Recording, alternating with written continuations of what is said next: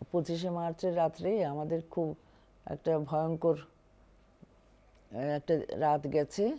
সে 25-26 দুটো রাতই আমাদের রোকেয়া হলে কোয়ার্টারে থাকতে হয়েছে এবং আমার সঙ্গে দুটি ছাত্রী নেত্রী ছিল রাত্রে, আর 26-এর রাতে। আর 25-এর রাতে বেশ কয়েকজন ছিল, 4-5 জন। তারা বিভিন্ন হাউস টিউটারের সুপার হাউস টিউটার তাদের বাসায় ছিল। আর 26 রাত্রে আমার 2 জন ছিল আমার এখানে, আর আমার ছেলেও তখন ইউনিভার্সিটিতে পড়তো।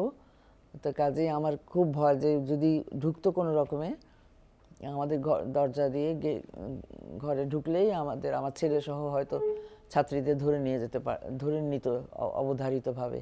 যাই হোক, সেটা আমি বেঁচে গেছি, কেউ ঢুকে নেই, আমার দরজা ভেঙে কেউ ঢুকে নেই। কিন্তু প্রভোস্টের বাসায় নাকি ঢুকেছিল। আমি গিয়ে পরের দিন সকালে গিয়ে খোঁজ নিয়েছি, প্রভোস্টের বাসায় আর্মি দুইবার ঢুকেছিল। ঢুকে দারোয়ানদের সব লাইন করে দাঁড়িয়ে মারার চেষ্টা করেছিল, ওনার বাসার ভিতরে ঢুকেছিল। তো তবে কিছু হয়নি, দুর্ভাগ্যজনক কিছু হয়নি, প্রাণে বেঁচে গেছে সবাই। তারপর 27 তারিখে যখন কারফিউ ব্রেক হয়, তখন আমার ছেলে গিয়ে আমার বাবার বাসা থেকে গাড়ি নিয়ে আসলো। গাড়ি নিয়ে এসে আমি আর আরেকজন হাউস টিউটার ছিলেন নিচের তলায়, রওশন, তার ফ্যামিলি, আমাদের ফ্যামিলি, আমরা চলে গেলাম। আমরা হল থেকে চলে আসলাম, কোয়ার্টারে ছিলাম, হাউস টিউটার কোয়ার্টার ছিলাম। আমাদের বাসার সামনে অনেক গোলাগুলি হয়েছে। আর আর্টস বিল্ডিংয়ের মানে ঢাকা বিশ্ববিদ্যালয়ে এখন যেখানে অপরাজেয় বাংলা, সেই সব জায়গায় গুলিতে একেবারে বিল্ডিং টিল্ডিংগুলো সব ফুটো হয়ে গেছিলো। আমার বাসার ভিতরেও একটা গুলি এসেছিল, ভাগ্যক্রমে গুলিটা লাগে নাই কারোর গায়ে। তারপরে আমাদের মিলিয়াস কোয়ার্টার ছিল, চতুর্থ শ্রেণীর কর্মচারী এবং একজন আমাদের সেকশন অফিসার, ওনারা থাকতেন রোকেয়া হলের পাশেই। সেই জগন্নাথ হলের, রোকেয়া হল ও জগন্নাথ হলের মাঝামাঝি জায়গায়। আর্মিরা সেখানে ঢুকে নির্বিচারে সবাইকে গুলি করে মারে। আর কিছু কিছু কাউকে আবার ট্রাকে উঠিয়ে নিয়ে চলে যায়, তার মধ্যে মহিলাও ছিল। তা আমাদের এলাকার চারিপাশে আমরা ভোরবেলা জানলা খুলে দেখি চারপাশে আর্টস কলা ভবনের সামনে এবং মলে সব বিভিন্ন জায়গায় লাশ পড়ে আছে। এবং রাত হওয়ার পরে তারপরে কারা কারা এসে ওগুলো উঠিয়ে নিয়ে গেছে। আরেকটা জিনিস সবসময় শোনা যায় যে রোকেয়া হলে যারা ছিল অনেক মেয়েরা কি মেরেছিল? না, ছাত্রীরা কেউই হলের ভিতরে ছিল না।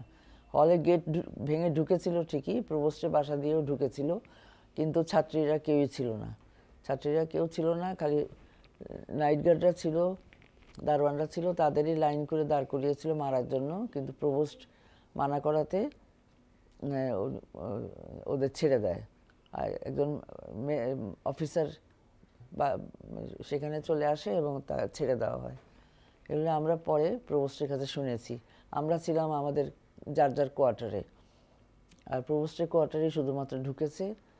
আর ঢুকেছিল সুপার ছিলেন একজন, জাহানারা আপা, ওনার বাসায় ঢুকেছিল। ঢুকার পরে ওনার 2 ছেলেও আমার ছেলের সঙ্গে ঢাকা ইউনিভার্সিটিতে পড়তো। তা একটা ছেলেকে উঠে বলছে, ঘুমের থেকে উঠেছে, এই তুমি কে, তুমি মুক্তি এরকম জিজ্ঞেস করেছে। তখন আমার সুপার তাড়াতাড়ি, ওনার বড় ছেলে আবার সৌভাগ্যবশত পাকিস্তান আর্মিতে ছিল, মেজর, তার একটা ছবি ছিল বাঁধানো ওনার দেয়ালে, একদম স্টার লাগানো পোশাক পরে, ইউনিফর্ম পরা। সেই ছবিটা খুলে এনে উনি দেখিয়েছেন, দেখো এটা আমার। উনি উর্দু বলতে পারেন না, কিন্তু বুঝিয়েছেন, বাংলাতে বুঝিয়েছেন, না আমার ছেলে আর তোমাদের আর্মিতে। ওরা দেখেছে পাকিস্তানি ড্রেস, ইউনিফর্ম, দেখেই ওরা বলছে আচ্ছা ঠিক আছে। তা ওকে বলছে আম্মা বলছে কি আপনার কিছু করব না, যদি আপনাদের কোনো অসুবিধা হয় আমাদের বলবেন, আমরা টিএসসিতে ক্যাম্প করে আছি, টিএসসিতে গেটের কাছে আমাদের পাবেন, যদি কোনো অসুবিধা হয় বলবেন। এই বলে ওরা চলে যায়। ওরা বাচ্চাদের কিছু করে নাই। ঠিক পাশেই একজন হসপিটাল ছিলেন, তার নাম ছিল সাহেরা। সাহেরার বাসায়ও দু একজন মেয়ে ছিল, আবার তার পরের বাসাটাই আমাদের ছিল। তো কিন্তু সৌভাগ্যক্রমে সুপারের বাসায় গিয়ে ইউনিফর্ম পরা মেজরকে দেখে আর কারুর বাসায় ঢুকে নেই, ও চলে গেছে, আরও বলে গেছে যে কোনো অসুবিধা হলে আমাদের জানাবেন। এইভাবে আমাদের রাতটা কেটেছে। তো আপনারা কবে মানে ঢাকা ছাড়লেন? ঢাকা মানে ইয়েতে মানে 71 এ 25শে মার্চের পরে যে অবস্থা হলো, তো আপনারা কি ওখানে কোয়ার্টারে ছিলেন নাকি অন্য কোথাও চলে গেছেন? না, চলে গেছি বাবার বাসায়। আমার বাবা ছিলেন অন্যদিকে, এলিফ্যান্ট রোডে ছিলেন। তারপর আমার নানা থাকতেন তখন বেচারামের দেউরি, কিন্তু আমরা ভেবেছিলাম যে বেচারামের দেউরিতে চলে যাব।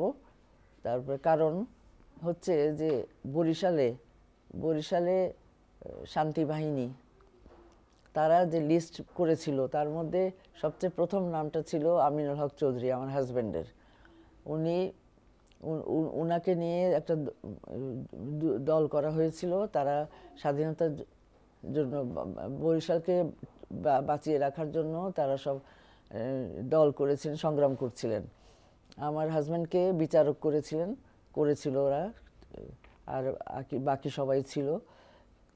তো সেখানে বরিশালে যখন 71 সনে আর্মি ক্র্যাকডাউন হয়, তারপরে বরিশালে একটা তালিকা বের করেছিল শান্তি কমিটি না কি বলে, রাজাকাররা আর কি।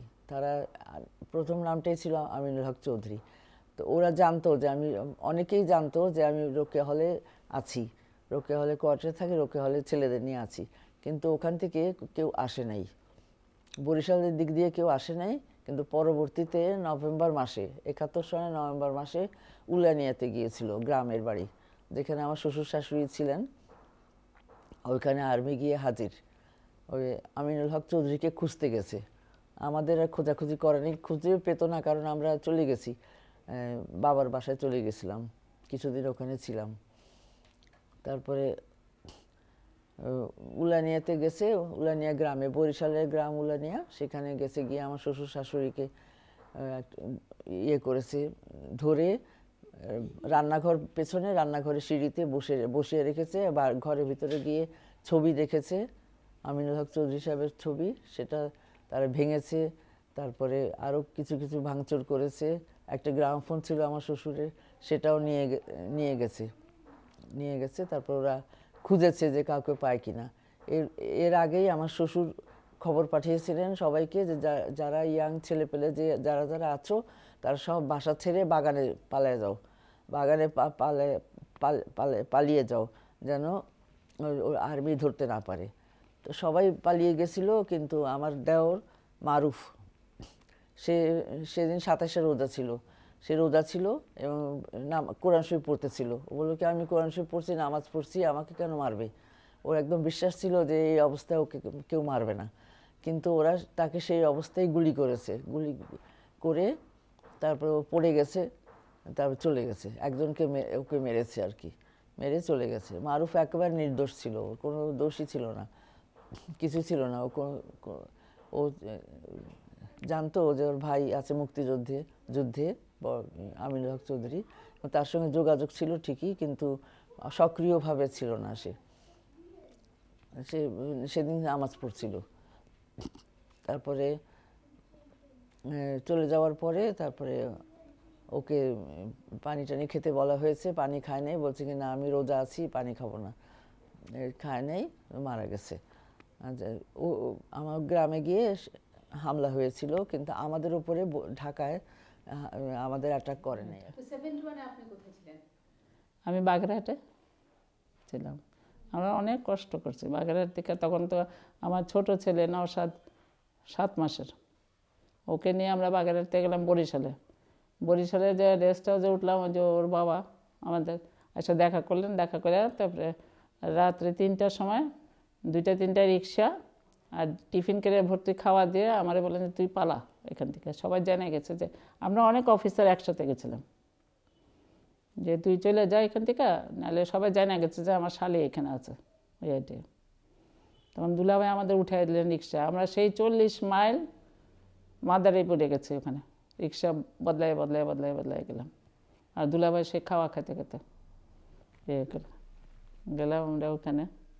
না, দুলাভাই এসে আমার সাথে দেখা করছেন, ইয়ে করছেন, সবই করছেন। তো দুলাভাই সেদিনই পালাইবেন আর কি, নিজেও চলে যাবেন ইন্ডিয়া।